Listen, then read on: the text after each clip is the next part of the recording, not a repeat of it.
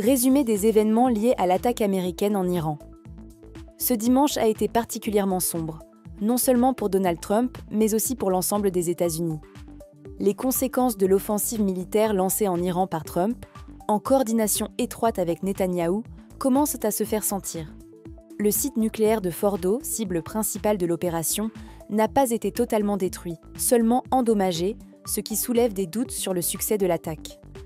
En réponse, les autorités iraniennes ont affirmé qu'une réaction était inévitable. Lors d'un échange avec des responsables français, elles ont évoqué la nécessité de riposter à l'agression américaine. Suite à cela, les États-Unis ont demandé à leur personnel non essentiel de quitter le Liban, craignant une recrudescence des menaces terroristes. Le ministre iranien des Affaires étrangères prévoit une rencontre avec Vladimir Poutine à Moscou pour coordonner une réponse. La Chine, de son côté, a fermement condamné les frappes, affirmant qu'elles violent la charte de l'ONU et le droit international. Des rumeurs ont également circulé, selon lesquelles l'Iran envisagerait de fermer le détroit d'Ormuz, passage clé pour l'exportation du pétrole mondial.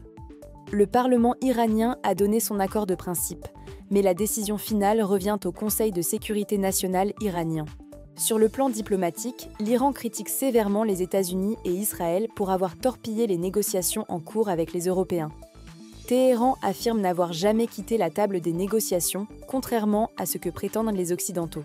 Du côté de la Russie, l'ancien président Medvedev a qualifié les frappes de Trump d'inefficaces, affirmant qu'elles n'avaient pas réussi à freiner les capacités nucléaires de l'Iran.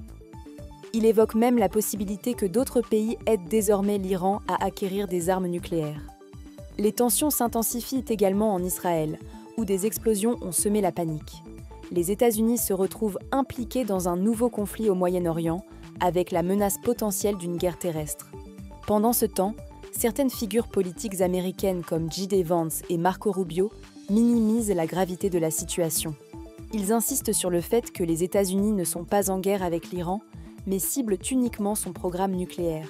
Une position contestée, notamment parce que des bombardiers ont bel et bien frappé des cibles iraniennes. J.D. Vance justifie l'action en vantant le génie stratégique de Trump, alors qu'il condamnait autrefois toute guerre contre l'Iran comme une erreur monumentale. D'autres, comme Pete Hegseth, félicitent Trump pour son leadership et bénissent les forces armées américaines. L'opposition politique, quant à elle, pointe l'incohérence de la gestion de cette crise. Beaucoup rappellent que Trump, au moment de l'escalade, se trouvait dans son club de golf à Bedminster et semble déjà vouloir tourner la page, en passant à des sujets internes comme le budget, tout en vantant une soi-disant unité au sein du Parti républicain. Enfin, les inquiétudes grandissent concernant la menace terroriste sur le sol américain. La personne désignée à la tête de la lutte antiterroriste, un jeune homme sans aucune expérience, semble avoir été nommé uniquement en raison de sa loyauté envers Trump et son soutien au mouvement MAGA.